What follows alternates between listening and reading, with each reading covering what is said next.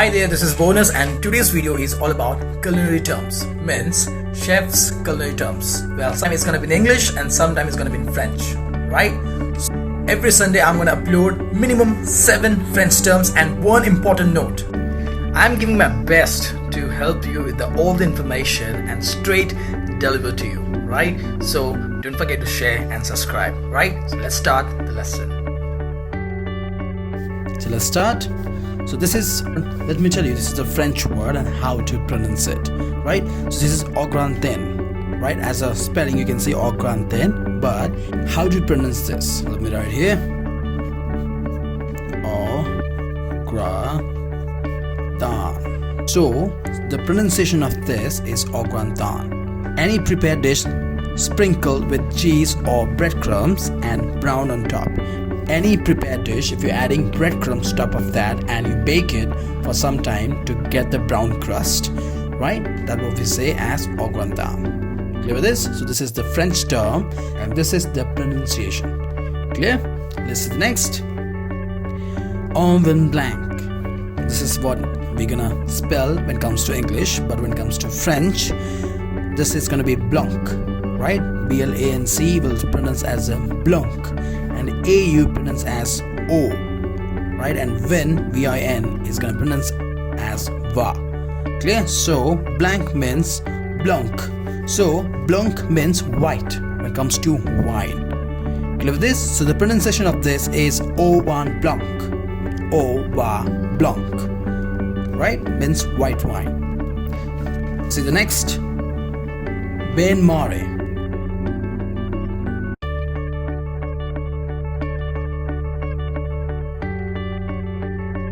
So this is pronounced as Bain-Marie. So what it means? A container of water to keep food hot without fear of burning. Where water helps the dish to not get burned, right? Slowly and gradually cooking process. Clear with this? Or for. How to pronounce this? F-O-U-R is for, F-A-W. A-U, F-O-U-R. How to pronounce this? A-U, I told you here, A-U is as O. So this is going to be O. And this is F-O-U-R means for. Or for. Right? Means baked in the oven. So this is the French word. Guys, clear with this? Let's see. Aspic. What is aspic?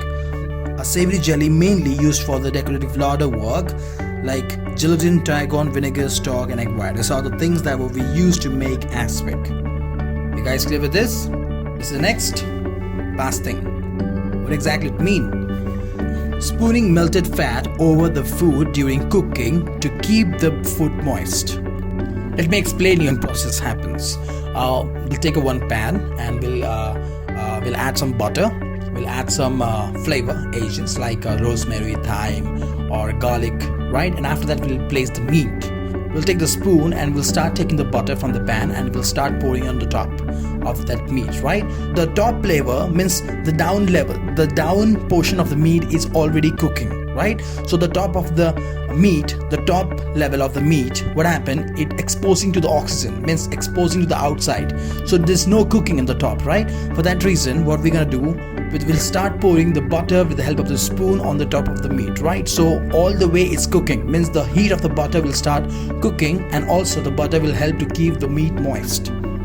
You guys clear with this? So that is called basting. This is like a very professional, till now the Michelin star chefs and all kind of restaurants or top professional chefs use this process. Basting is very important when it comes to the meat, right? Because it helps to keep the food moist.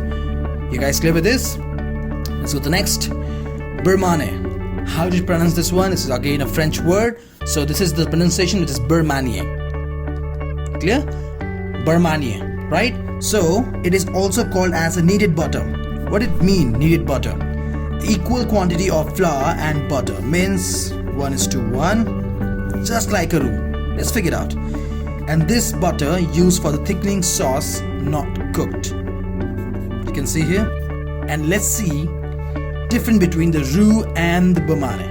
You can see here, we know that roux is all about 1:1 flour and butter when it comes to sauce, right? And Bain-Marie is 1:1 again in the butter and flour. But what is the difference in the roux and Bain-Marie? Let's see. Roux is cooked, exactly. This is what the difference. Whereas The beurre manie is mashed in a bowl with the help of the fork until it forms a smooth paste. You got it? So the roux is all about cooked. When it comes to sauce, that's the reason we have a three-way of roux, right? Blonde roux, white roux and brown roux. And here the beurre manie is normally just mashed in a bowl, the same equal amount of a flour and butter. And one thing which is important, that the butter should be in the room temperature. It's really easy to mix, right? And make a smooth paste. And that is what beurre manie. You guys clear with this? Let's see the next. This is something I want to share with you. Let me explain you that why I'm sharing this one, and this is very, very important, right? You understand the characteristics of ingredient is very important. How? Because it helps to adding flavor, color, texture, nutrition's value, then performing a particular purpose, right? It can be also used as a thickening agent and also setting agents, right? So whenever you see any new ingredient, try to figure it out that what the character of that particular ingredient. If I have a cucumber, so I just want to know that what are the characteristics of a cucumber. So according that, you can easily understand that where I can use the cucumber. And understanding the characteristics, the property of the ingredient is very, very important, guys. This is something I always go through.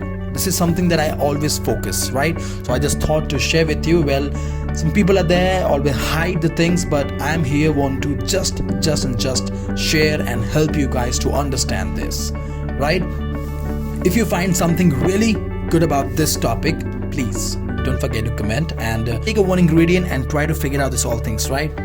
And then you can easily innovate new methods, idea, products come with the help of this, right? I hope you guys enjoyed this session, and this is going to be every Sunday. I'm going to add some 7 culinary terms, which is a chef's culinary term, to help you to understand. And yeah, my way is all about explaining. I'm here to explain you every single thing, right? Till then, culinary terms. I'll see you in the next informative video. Bye bye.